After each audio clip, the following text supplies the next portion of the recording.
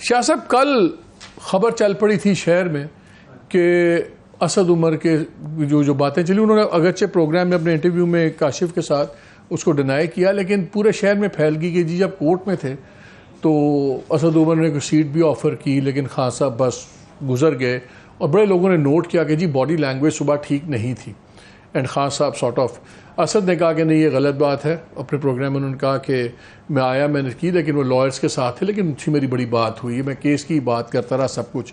फिर कल ही रात को इंटरव्यू चला और उन्होंने उसमें बताया कि मेरे बड़े डिफरेंसेस थे, but at the same time he was still insisting कि मैं सियासत करूँगा तो पीटीआई से करूँगा और वरना मैं सियासत नहीं करूँगा। और ही वॉज होपफुल कि शायद मुझे टिकट भी मिले सब कुछ।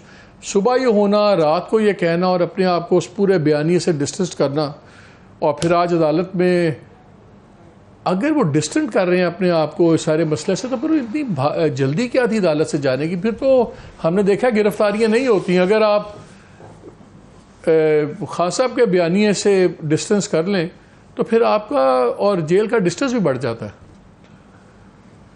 देखो, शुरू से हम मुहावरा सुनते रहे हैं कि दो कश्तियों के सवार के साथ अक्सर ऐसी वाक़यात होंगे। मैं दयानंदारी से आपको बताऊं, मैं कोई इमरान खान साहब का परस्तार नहीं। मेरा ख्याल है कि जितनी भी वाजिब तनकीद थी उससे मैं कभी बाज नहीं रहा और उसकी प्राइस भी पे की है। लेकिन हैविंग सेड दैट, मैं बहुत आजिज़ी के साथ ये ज़रूर कहूँगा कि आज जिस अंदाज में असद उमर साहब, शाह महमूद कुरैशी साहब समेत ज़मानत कैंसिल होने पर जिला असद कैसर भी सुबह काफ़ी स्पीड से निकले, उनकी भी bail cancel. Sorry, Asad Umar साहब नहीं, मैं वैसे कह रहा हूँ कि असद कैसर की पहले हो गई। चले, अच्छा खैर, लेकिन ये जो है मरकज़ की हद तक बाबू ये बहुत कदावर आदमी थे। देखिए, शाह महमूद कुरैशी साहब खुद फरमाते रहते हैं एक बहुत बड़ी सूफिया फैमिली के गद्दी नशीन है, उनकी अपनी अहमियत है, हम वी कांट डिसरिगार्ड। सोहरवर्दी सिलसिले की एक बहुत बड़े मज़ार के वो यानी कि बिकलीद बरदार है। असद उमर साहब जो है, बहरहाल उनका ताल्लुक़ जो है एक मेरे और आप जैसे इस तरह के ख़ानदान से नहीं है कि जो बेआसरा तसव्वुर होते हैं। ठीक है ना भैया? यार बात यह है कि अगर असद उमर साहब को ज़मानत कैंसिल हो जाने के बाद अगर पकड़ लिया जाता, शाह साहब को पकड़ लिया जाता, तो क्या कर लेते यार पुलिस वाले?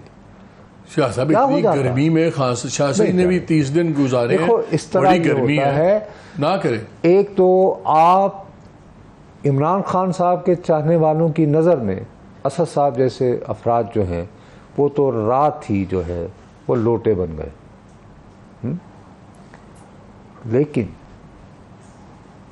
दूसरी तरफ आप एक आम आदमी के लिए, मतलब जैसे मैं हूं, तो पीटीआई ने ऑफिशियली तो उनको उड़ा दिया। आज उनको तो उड़ा दिया। लेकिन आप दूसरी तरफ देखिए, उस वक्त बयान देने थे जब आप साथ थे। यार अब आप लोग फिर तकाबुल करने पे मजबूर हो जाते हैं ना कि यार इतनी भी क्या मुसीबत आन पड़ी थी।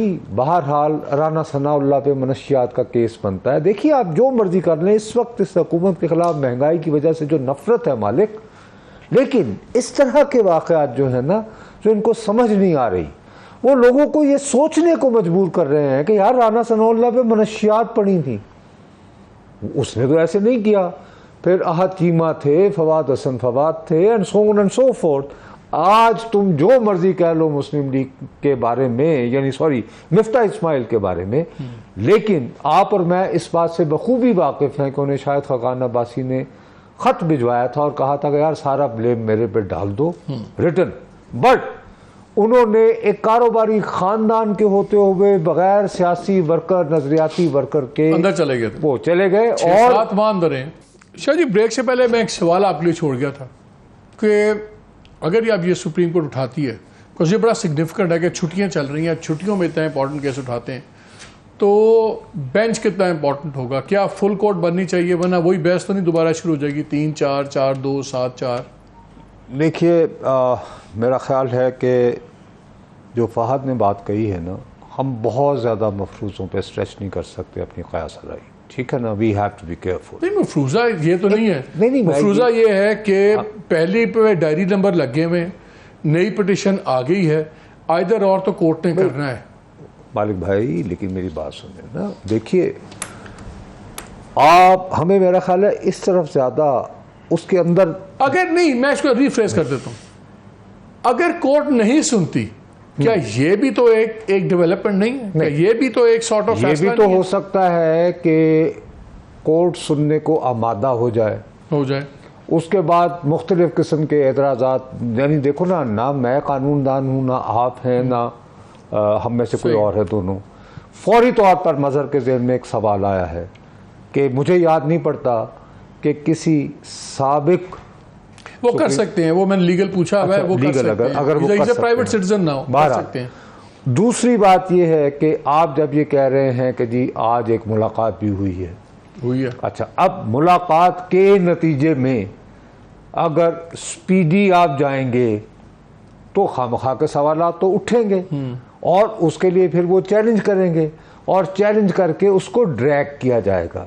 देखिए ना, इस तरह तो नहीं है ना कि मैं आज बैठा और आज मैंने फैसला किया कि जी ये मैंने 3 रुकनी बेंच बना दिया। 16 सितंबर से पहले फैसला होगा कि नहीं होगा, आपके अंदर अंदाजा क्या? ये डिपेंड करता है, आप पहले मेरी बात सुन लें। हाँ। डिपेंड ये करता है कि कितनी जल्दी, जो मुझे ये खदशा महसूस हो रहा है कि 9 मई के वाक़यात पर इश्तियाल में और तैश में आए, और मैं सियासत का तालिब इल्म होते हुए ये कह सकता हूँ कि शायद जायज़ बुनियादों पे, क्योंकि ये एक वाक़या नहीं हुआ, मुख्तलिफ वाक़यात थे जो उनके परसेप्शन के मुताबिक ऑर्केस्ट्रेटेड थे, ऑर्गेनाइज थे, मुनज़्ज़म थे।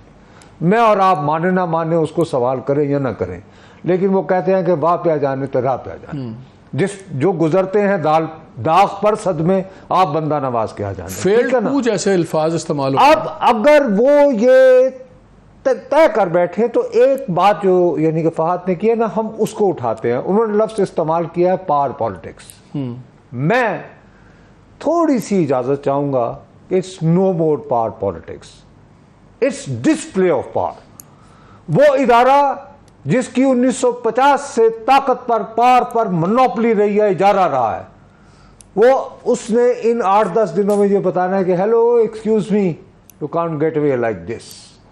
अब ये सारा डिपेंड करता है कि how they present there case, और वो कैसे एकदम से फ्लड करते हैं कि भाई हम इन बुनियादों के ऊपर ABCDEF को, क्योंकि बहरहाल जैसे आप याद दिलाते रहते हो कि 1952 का कानून बहरहाल किताबों में मौजूद है, बिल्कुल है। उसे 18वीं तरमीम करने वालों ने भी, जिसमें बहुत जमहूरियत पसंद बैठे हुए थे, स्ट्राइक डाउन नहीं किया।